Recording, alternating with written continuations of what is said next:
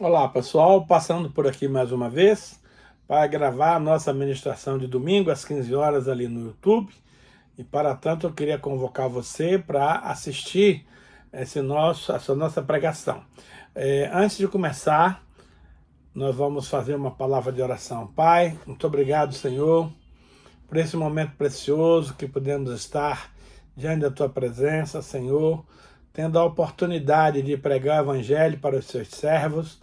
Eu quero declarar, Senhor, a minha total dependência do Espírito Santo. Que o Senhor me unja, me capacite, que não seja eu falando, mas o Senhor através de mim. E também capacita, meu Pai, a cada um dos nossos ouvintes para que recebam uma unção de revelação e uma unção de sabedoria naquilo que está sendo ministrado. E desde já nós damos a Ti, Pai, toda a honra, toda a glória e todo louvor. E o fazemos, Senhor, em nome de Jesus. Amados, semana passada nós demos a abertura a essa série fazendo a seguinte pergunta: por que Deus lhe salvou?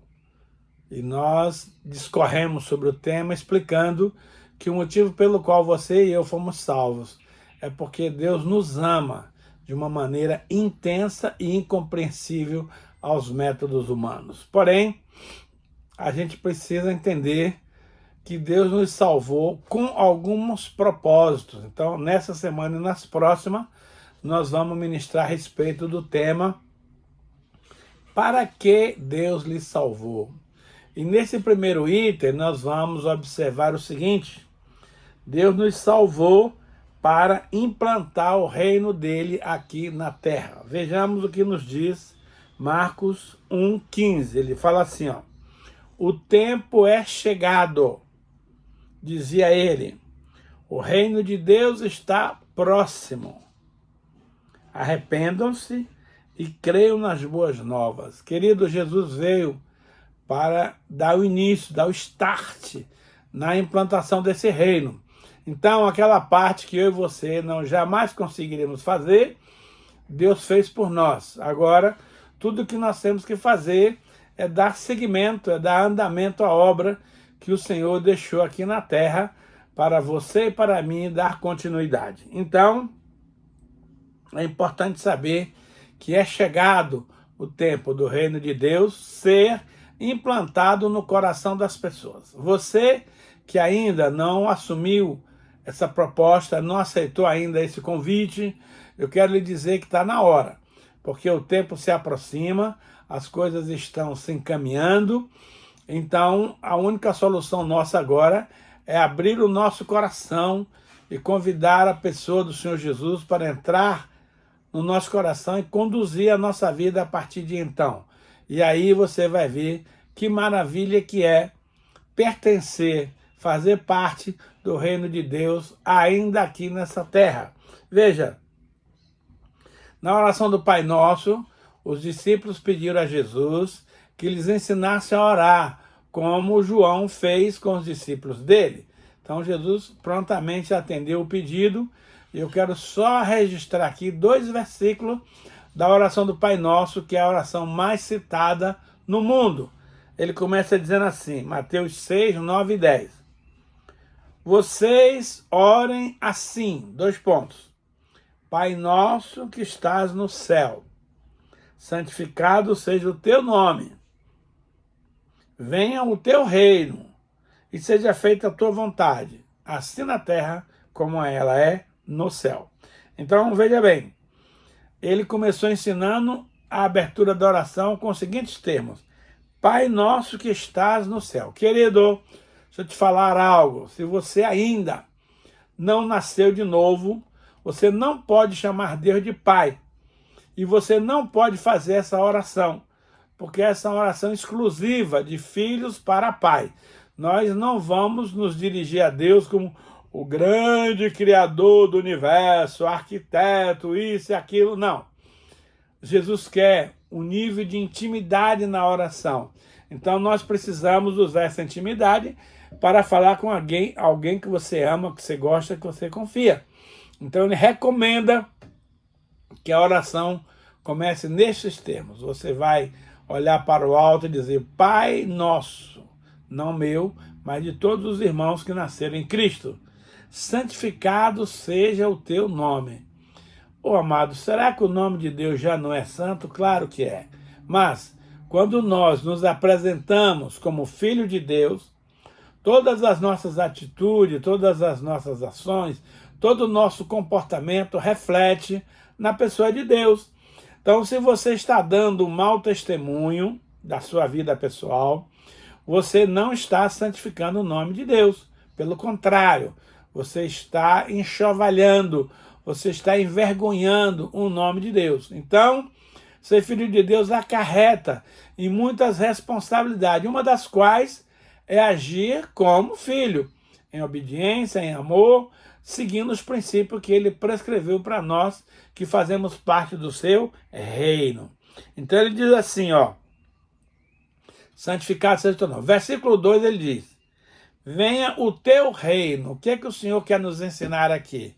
Eu quero lhe dizer que o reino de Deus é Jesus habitando dentro do nosso coração. Nós vamos ver daqui a pouco esses versículos, essa palavra em outros versículos, mas de antemão eu queria ali posicionar que o reino de Deus é Jesus implantado no seu e no meu coração. Quando nós convidamos o Senhor Jesus para fazer morada e para conduzir a nossa vida, nós estamos estabelecendo o reino de Deus no planeta Terra, através da sua e da minha vida. Então ele diz, venha o teu reino. O que é isso? Venha o teu governo. Uma vez que você entregou sua vida para Jesus, a partir de agora, você não manda em nada. Então você tem que seguir as palavras, os preceitos, os princípios, os mandamentos que Deus estabeleceu para você e para mim. Agora, não tem mais a minha vontade, mas sim a tua vontade, Senhor. Então, essa é uma conscientização que nós precisamos ter de imediato. Fazer parte do reino de Deus é viver o reino de Deus nessa terra, comportando-se como um cidadão do céu. Tem gente que está falando de uma graça abundante, que agora você pode pecar, fazer o que você quiser, que não tem problema. Isso é mentira. Você não foi salvo por Deus para viver pecando, para viver desonrando o nome dele, para viver dando mau testemunho. Isso não existe. Se você se diz cristão e pratica esses atos indignos, eu quero lhe dizer que você não é cristão coisa nenhuma. A Bíblia diz que nós somos aquilo que nós expressamos, aquilo que nós testemunhamos, aquilo que nós vivemos. Não adianta você dizer que é cidadão do reino e se comportar como um cidadão mundano, que não tem princípios com o Senhor, que não tem princípio com a palavra de Deus. Então, quando ele fala que é para vir o teu reino, ele está dizendo que nós, a partir de agora, queremos viver, queremos andar, queremos nos portar como verdadeiros cidadãos do reino do céu aqui na terra. Agora, olha um detalhe importante desse reino sobre a sua e sobre a minha vida. Ele diz assim, seja feita a tua vontade, assim na terra como no céu. Amado, naturalmente, Deus tem a sua vontade, que é boa, perfeita e agradável. Mas eu também tenho a minha vontade. E é aqui que o negócio pega, porque quando eu tenho que abrir mão da minha vontade para fazer a vontade de Deus, este é o grande desafio do cristianismo nesses tempos. Então, a partir de agora, você não tem mais vontade, querido. A sua vontade você deixou lá na cruz do Calvário, quando entregou a sua vida para Jesus. Então é preciso ter consciência dessa verdade, para que você não esteja atropelando os projetos de Deus aqui na terra, querendo fazer a sua própria vontade, que não é nada boa, nem agradável e nem perfeita. Então, a marca, olha só, de que o reino de Deus está em você, é quando você não vive mais para si mesmo, mas vive para o Senhor. Em Gálatas 2, 19 e 20, diz assim, já estou presente, crucificado com Cristo, logo não vivo mais eu, mas Cristo vive em mim. E este viver que eu agora tenho aqui na carne, eu vivo pela fé no Filho de Deus, que muito me amou e se entregou por mim. Então, uma vez que nós somos ressuscitados juntamente com Cristo, precisamos buscar as coisas lá do alto, onde Cristo vive assentado à direita do Pai. Então, a partir de agora, você tem que entender que você morreu para a velha vida, para o mundo, para as coisas erradas que outrora você praticou. Então, a palavra é: já estou crucificado, morto, juntamente com Cristo. E agora, a vida que eu tenho agora, eu vivo pela fé no Filho de Deus, que me amou e se entregou por mim.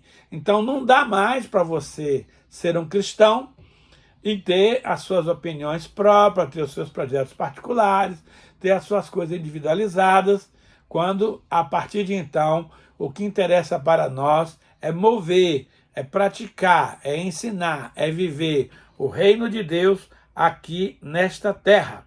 Então, veja bem, a marca que se você e eu somos cristãos é se nós estamos verdadeiramente fazendo a vontade do Pai e não a nossa.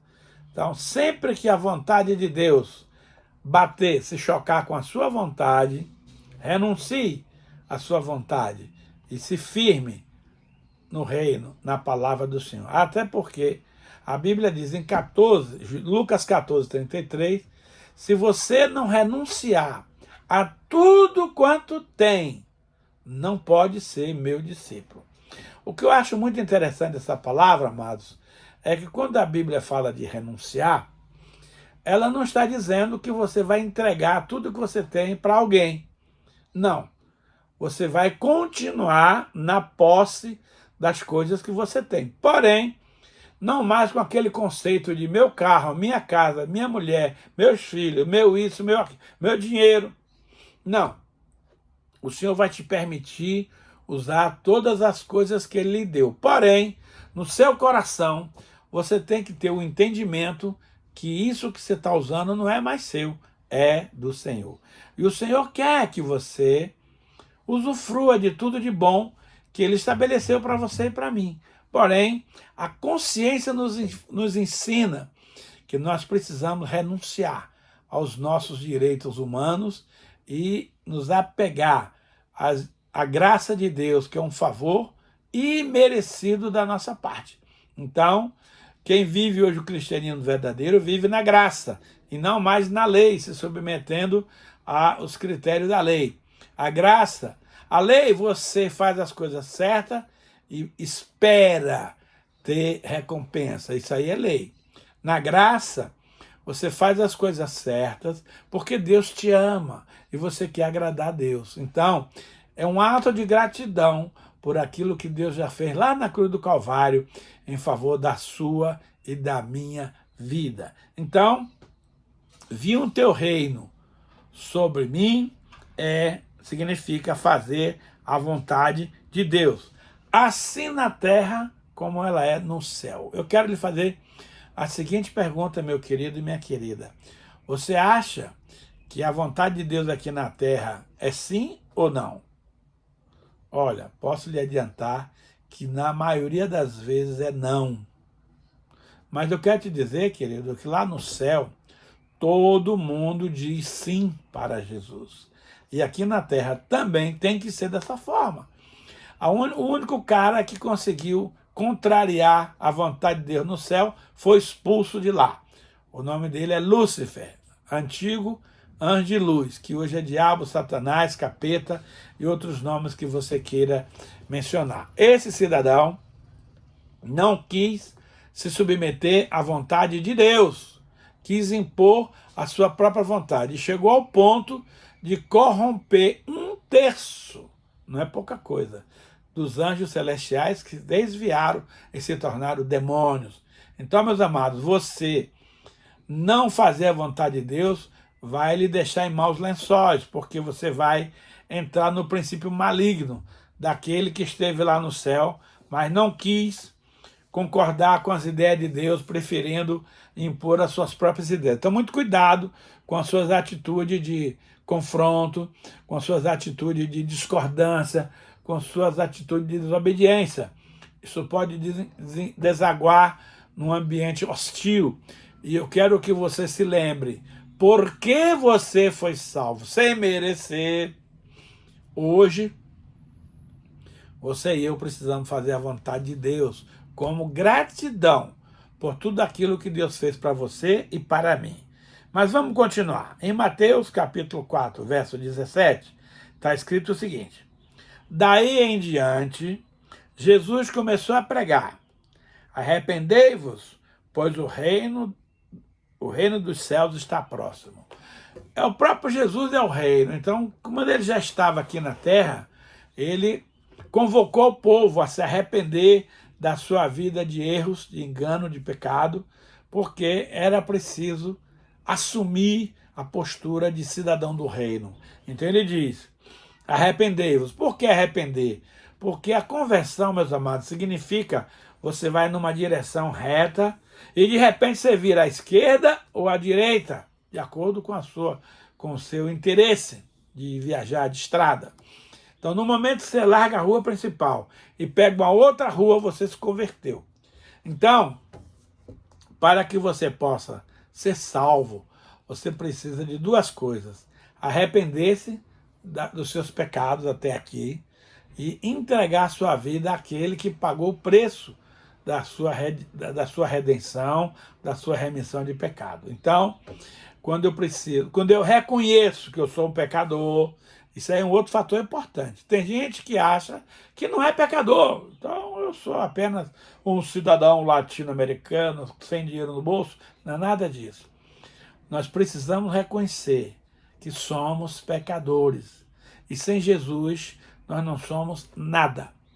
Então, quando eu reconheço que eu sou pecador, eu me arrependo dos meus pecados e peço a Jesus para entrar no meu coração e conduzir a minha vida a partir daquele momento. Veja, olhe um ensinamento aqui muito importante. Em Colossenses 1, 26 e 27 está escrito o seguinte: o mistério que esteve oculto durante épocas e gerações. Nossa, isso é um mistério, meus amados, que ficou oculto durante épocas e gerações, mas que agora foi manifestado aos seus santos. Epa, você está interessado em saber que mistério é esse? Deus é um Deus de mistério. Não pense que você vai compreender a Deus com a sua mente natural. Impossível. Deus revela o que Ele quer, na hora que Ele quer, com o propósito que Ele quer. Então, durante muitos anos, de Adão para a crucificação de Jesus, durou 2.000 anos. 4.000 anos. Esse mistério estava oculto. Ele já tinha sido profetizado desde Gênesis 3,15, que Deus avisou que enviaria o descendente da mulher que pisaria a cabeça da serpente. O descendente da mulher é Cristo. E ele veio agora no ano 5 dessa dispensação e nasceu de uma virgem chamada Maria e veio para ser o salvador da humanidade. Então veja bem, esse mistério teve oculto durante épocas e gerações, cerca de 4.400 anos. O mistério estava oculto. Mas agora foi manifestado aos seus santos. Isso aqui não foi manifestado para a sociedade natural. Não, é uma comunicação que Deus queria fazer aos seus santos, aos seus filhos. A ele quis Deus dar a conhecer entre os gentios a gloriosa riqueza desse mistério. Gente, esse mistério tem uma riqueza insondável, tremenda, maravilhosa, espetacular, que é Cristo em vocês, a esperança da glória. Aqui está a passagem que nos legitima, explicando o que é o reino de Deus. O reino de Deus é Cristo implantado em nós, seres humanos. Então, esse mistério esteve oculto durante 4.400 anos, até que, chegando à plenitude dos tempos, a Bíblia diz, Deus enviou seu Filho nascido de mulher, Jesus, para resgatar aqueles que viviam debaixo da lei. Então hoje nós não estamos mais debaixo da lei, e sim debaixo da graça. Embora essa seja uma doutrina muito controvertida, muito pouco explicada, e muita gente boa não sabe. Assim que eu terminar esta série aqui, nós vamos falar sobre viver na lei e viver na graça. Tem muito crente que ainda está vivendo na lei, e aí é complicado, porque a lei ninguém consegue viver na lei. Para isso Deus nos deu Jesus, para que nós andássemos na graça do nosso Senhor e Salvador. Então, a salvação do ser humano é um mistério, querido, que esteve oculto da humanidade por 4.400 anos. Mas a Bíblia diz, chegando à plenitude dos tempos, ou seja, há alguns anos atrás, 2000 e poucos anos atrás, Deus enviou seu Filho, nascido de mulher, da Virgem Maria, para resgatar todos aqueles que estavam debaixo da lei. Isso é uma notícia extraordinária, a qual nós não podemos reter só para a gente. Nós temos que divulgar essa verdade. Nós temos que ensinar essa palavra para alcançarmos muitos e muitos outros que estão esperando uma palavra desse tipo para implantar o reino de Deus no seu coração. Então o mistério entre os gentios, porque Jesus veio para os seus, que era judeu, mas os seus não o receberam. Então ele disse, mas a todos os gentios, ou judeus, que o receberem, deu-lhes o poder de serem feitos filhos de Deus, a saber, aos que creem no seu nome. Então o mistério que estava oculto é Cristo em vós, Cristo habitando no coração do homem. Gente, isso é uma coisa extraordinária. Tem muito cristão que não tem consciência dessa verdade, por isso vive uma vida de tropeço, vive uma vida de fracasso, de derrota, porque não sabe exatamente o que é o reino de Deus. Hoje você aprendeu. O reino de Deus é Cristo em vós, a esperança da glória. Porque quando ele coloca dentro de nós o seu Espírito Santo, é o selo, é a garantia de que nós seremos preservados até a vinda de Cristo para arrebatar a sua igreja, para buscar você e a mim. Um outro texto também bastante interessante está em Lucas 17, 20 e 21, que diz assim, certa vez, tendo sido interrogado pelos fariseus sobre quando viria o reino de Deus, Jesus respondeu, o reino de Deus não vem de modo visível, nem se dirá, aqui está ele ou lá está, porque o reino de Deus está no meio de vós. Ou seja, o reino de Deus não tem uma aparência física, não tem uma legalidade natural. O reino de Deus é um reino espiritual, que só vai compreender essa verdade aqueles que tiverem a graça de receber essa revelação da parte do Senhor. Então, não adianta você dizer, olha, o reino de Deus está ali, o reino de Deus está aqui. O reino de Deus está no meio de vós, no coração daqueles que aceitaram a Jesus como seu único Senhor e Salvador da sua vida. Isso é outra revelação extraordinária que nós precisamos receber. Então, perguntaram para Jesus, quando viria o reino de Deus?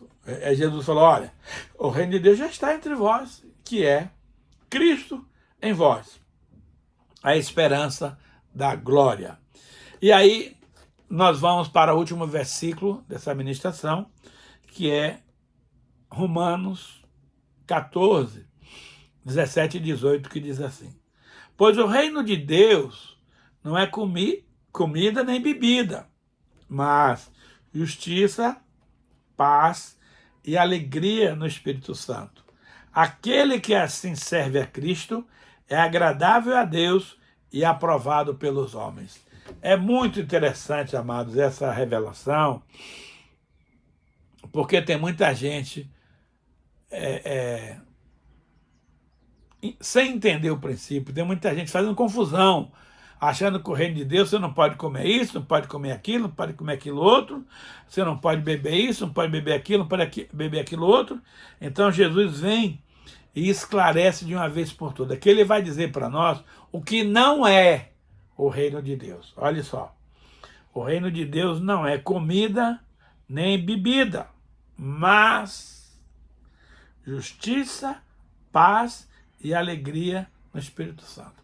Querido, se você pensa que vive no reino de Deus, mas não desfruta da justiça de Deus, da paz de Deus e da alegria do Espírito Santo, eu lamento lhe informar que você está num outro reino que não é o reino de Deus. Se você e eu somos cidadãos do reino de Deus, nós desfrutamos plenamente de justiça. Deus é o nosso protetor. A justiça que ele nos impôs veio da parte de Cristo. Agora, todos nós somos justos, porque Cristo Jesus, com seu sangue na cruz do Calvário, nos justificou, declarou justo. Eu não sou justo porque eu sou bonzinho, porque eu não faço coisa errada, por isso ou por aquilo. Não, não, não. Eu sou justo por uma única razão. Jesus me justificou. Então, se você não contar com a presença de Jesus na sua vida, você não está com nada. Então, primeiro, nós precisamos desfrutar do dom da justiça de Deus. Segundo, paz. Gente, o reino de Deus é um reino de paz. Pastor, mas essas guerras, tudo que tem aí faz parte.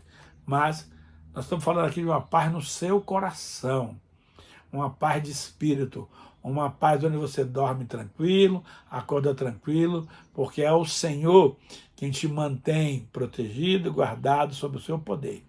Então, os cidadãos que pertencem ao reino de Deus, eles dispõem da justiça de Deus, eles dispõem da paz de Deus e da alegria do Espírito Santo. Amado, é inconcebível um filho de Deus viver com a cara amarrada, viver embrulhado, viver reclamando, viver se queixando. Isso não é reino de Deus.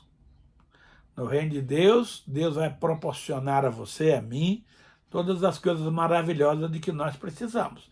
Então, não adianta você dizer que está no reino, mas não tem uma vida de alegria. Com tudo você se irrita, com tudo você se aborrece, com tudo você reclama. A gente vê no verão o pessoal reclamando do calor, a gente vê no inverno o pessoal reclamando do frio, a gente vê na chuva o pessoal reclamando. Ei, não há lugar para reclamação no reino de Deus. O reino de Deus, meus amados, é tudo alegria. Por quê?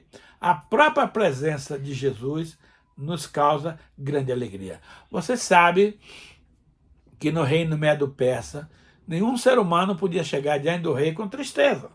Isso era motivo de morte. Por quê?